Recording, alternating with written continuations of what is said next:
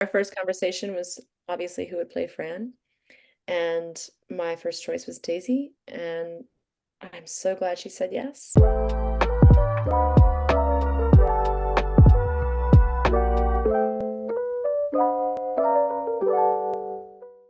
Hello, everyone. It's Lal Azim here from Popcorn and Soda, and I have the privilege today to discuss the release of the film Sometimes I Think About Dying, which stars Daisy Ridley, Dave Merheje, and directed by Rachel Lambert. Rachel, Dave, it's an absolute pleasure to be here with you guys today. How are you both doing so far? Doing great. Good. I want to tell you, man, I don't know how you matched your shirt with the whole backdrop. It's the colors. It's absolutely, I love it. I love it all. Hey, I appreciate it, Dave. I am speaking with the big hitters today, so I had to make sure everything was on point. So, You right on. came fresh and clean, bro. You came fresh and clean, dude. Well, that's awesome. Thanks, Dave. And right off the bat, I would congratulate both of you on the release of the film. And I had the opportunity to watch this film, and it's one that I really enjoyed. But more importantly, it's one of the most thought-provoking films I've seen in a very long time, where you start looking into your own life and its relationship between the world we live in and those that inhabit it. So, Rachel, I'd like to start off with you. I love your direction of this film, and it's a very abstract look into someone's life. So, can you talk about how you originally came on board this project and what attracted you to it? Um, it was a very traditional path. My producer, Alex Sachs, sent me the script, the feature script, and I loved it and saw such opportunity to not only preserve and communicate the themes of the film, but there was so much opportunity cinematically with the film, I thought, and a lot of room for invention. And I really wanted to do it, and I told her I did, and she said, "Great." And our first conversation was obviously who would play Fran, and my first choice was Daisy, and I'm so glad she said yes. She did. And from then it was just putting the pieces together. And one thing that I just love about this film, like to me personally, this film captures one of the most accurate depictions of what someone with mental health difficulties experiences. It literally just like blew my mind as to how accurate this was with even some of the struggles I've had in my life. It's this constant paradox of every single day just repeating itself. It's those little tiny, minute details like in the movie, like the bus stop scenarios we create in our head, staring at the ceiling till the sun comes out. It's those little things. And that's what really amplifies Fran's struggles in this movie that I found. So, how important was it to you as a director that you capture those little details in the movie? It's everything.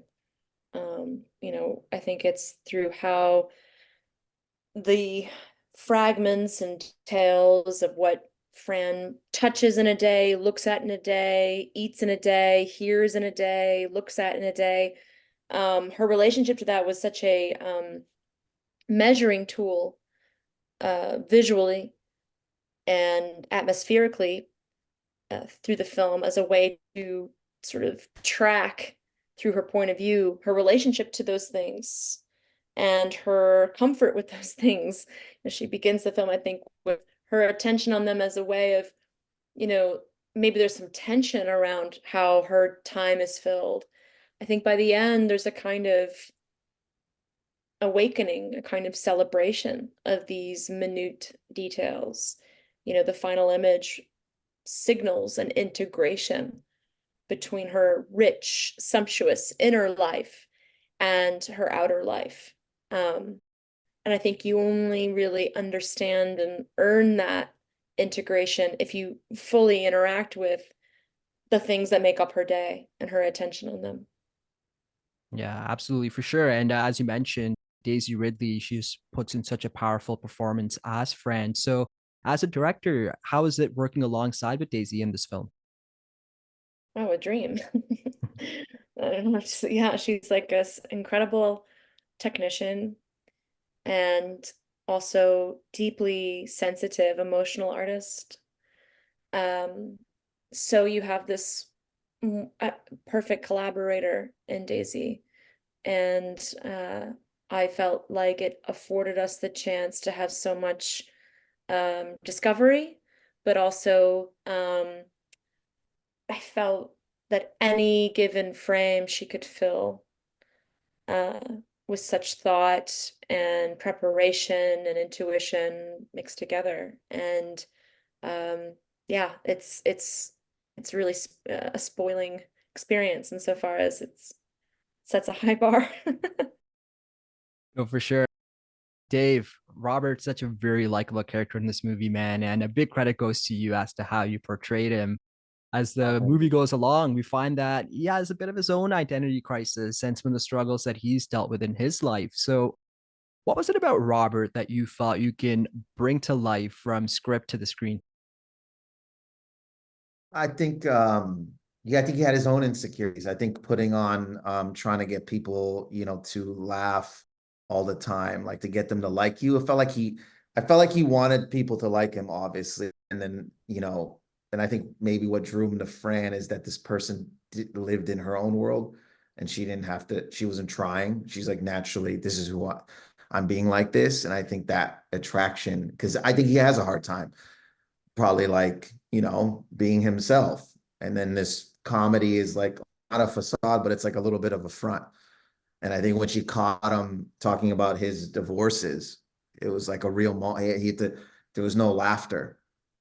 He's like, I'm not making you like, it was a real core moment where he had to be honest with himself. So there was like layers to it. I wanted to play and wanted to see where I could take this and if I could do it. And, again, with the help of Rachel, Alex, Daisy, everyone, it just was like such a dope collaborative experience.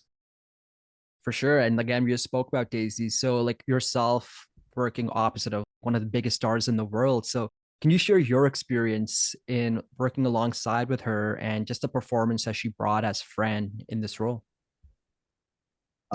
Scared, man, nervous. You know how it's just like you're like, oh man, I've never been in a movie, and then your first movie is with the biggest.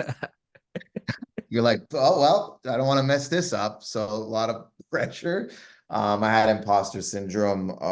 But again, with Rachel, Alex, just everyone, the producers and Daisy, her performance I thought was so good. Like a professional, very kind, giving, and I think she made me better. Do you know what I'm saying? Like I had to come with it, and it's what a for me it was what a great experience for something that's like very scary and something that I've always wanted to do. And it was at a high capacity for me that I was met with such kind and wonderful people. One thing that I love about you, Dave, is that I really enjoy your stand-up comedy and found it interesting where in one of your bits you talk about the lack of intimacy or emotion shown from men of Middle Eastern Yeah. backgrounds and like me being South Asian, same thing with us, where it's not something we really grow up with. And you have one of the most powerful scenes in the movie in which you share this intimate moment with Daisy's character when she finally opens up about her struggles and you're there for her. You give her that hug where it's almost like, it's okay. I understand. For you personally, how was it filming that scene? Difficult because it was like it was such, she did it so well. I mean, I hugged her at the wrong moment. That's how good she did it. Which I still think is so funny to go. But again, it was like such a great experience to be able to like push myself to hopefully do well. And you're right. It's like in our culture, you're not like, you know what I mean? Like I remember Yeah. a friend of mine was like, how are your brothers doing? And I go, what? I mean, they're good. She goes, you don't ask them that? I go, no, that's weird. Why would I text my brother how, you know what I'm saying, bro? Like, Right, right. Yeah. even my brother would be like, "Yeah, I'm good, man. Something's wrong. Like it's just that not, not that they don't let you do it. It's just that we didn't grow up that way, and it was on us to kind of like, to figure it out on our own a little bit, right? Our parents were trying to build a future for us, and they come from another country.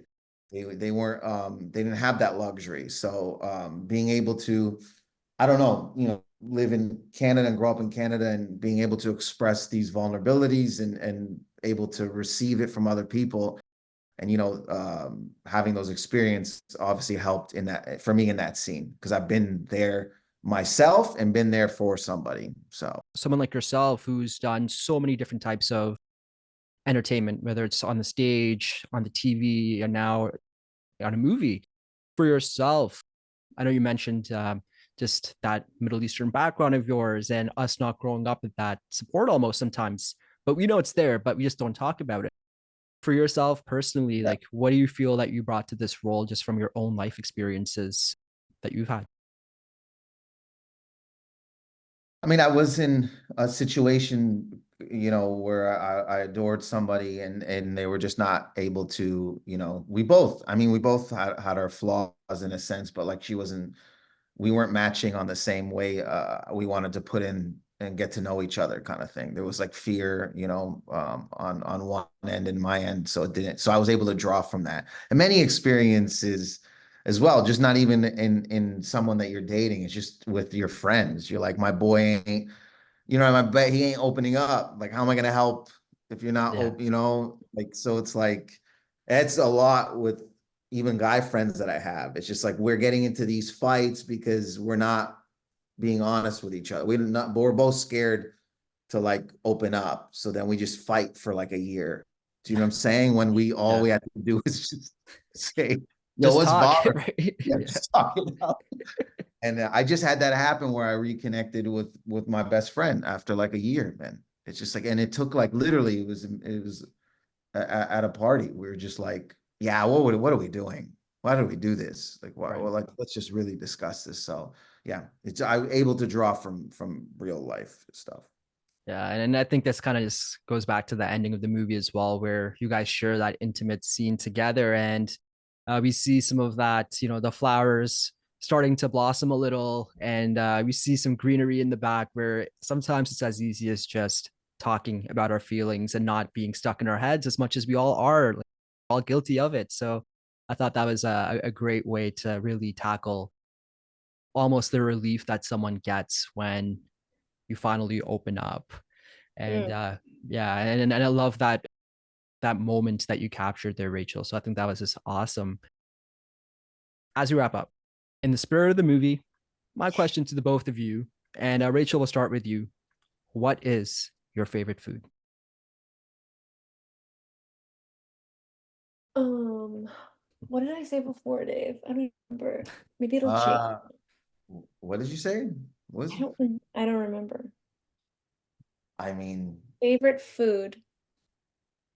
My And it favorite could change from food. time to time. That's all good. But what's something that Yeah, it can you go change, to? right? It can change. I mean, is there anything better than pizza? yeah, I was Hard to just thinking argue. that too, because I said pasta before, but it's really pasta, pizza, and when I was eating meat, Oh, jerk Allie told me I said pancakes, but pancake. specifically warm, fluffy pancakes, not too fluffy, not too dense, butter, maple syrup. Mm. Then I'd say jerk chicken. If you're in Toronto, go to the Jerk King, Dufferin and Bloor. But I don't eat meat anymore. But you gotta go there and get a ting as well. Dave, you're so from Toronto, man. Honestly, I jerking. I got a nice chuckle from that. And even from Toronto, we all know what that place is. So that's awesome. And once again, guys, I want to congratulate both of you on the release of the film and creating such a universal film that I find anyone can relate to. I wish you both all the best, and I appreciate your time today. Yeah. Thank Thanks you, so man. much.